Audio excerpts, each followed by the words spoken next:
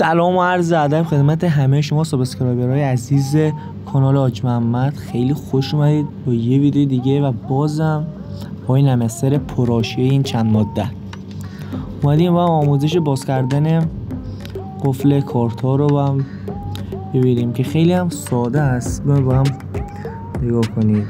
میاد تو قسمت ماین پیدا میکنه کارت های قفل. مثلا اینجا من تو اکانت دومیم نگاه کنید بیشتر کارت کفله، حتی بازش هم نکردم.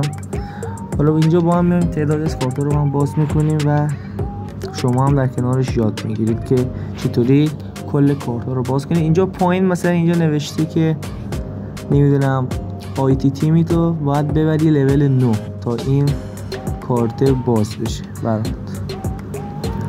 حالا باید اونجا با چیکار کنیم؟ بین اون 4 تا گزینه که از دنبال آیتی تیم باید بگردیم ببینیم کجاست و بعد که پیداش کردیم میریم با هم که لولش رو ببریم بالا همونطوری خودش گفته بود. حالا میریم تو صفحه اول که نباید بریم صفحه دوم و اینجاست. بله اینجا گفته باید لول رو باید ببری بالا که ما 3000 تا بهش میدیم.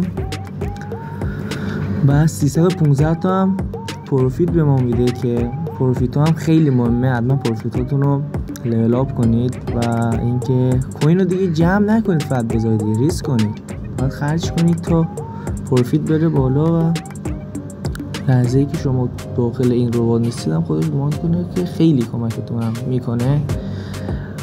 میاریم بالا همونطور خودش گفت لول 9 بردیمش و همینجا که میبینید قشنگ دیگه الان برامون دیگه 100% باز شده و بله باز کرده اینجا و خیلی راحت بریم اینجا لول 2 هم ببریم باش کنیم و دیگه حالا اگه اینترنت اجازه بده شد.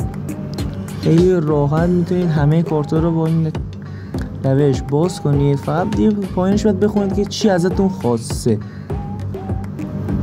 همون کارهایی که خودشون گفتن رو انجام بدید و تمام کارت رو به راحتی میتونید باز کنید. یه دونه کارت دیگه هم باز میکنید، مثلا این کارت تیک تاک که ما گفته باید هم اینستاگرام رو باید ببرید لول 3. ما رو لول 2 بردیمش، یه دونه دیگه میزنیم میشه لول 3 و میبینید اینجا تیک تاک باز شد.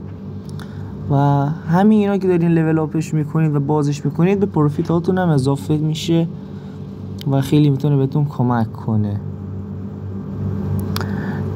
اینجا گفته دوباره اینو میبریم بالا 1000 تا میدیم و ببینید باز شد. به همین راحتی میتونید همه کارتون رو باز کنید و اینم تا اینجا ویدیویی که اومدید لایک کامنت فراموش نشه تا یه ویدیوی دیگه. خداحافظ همگی.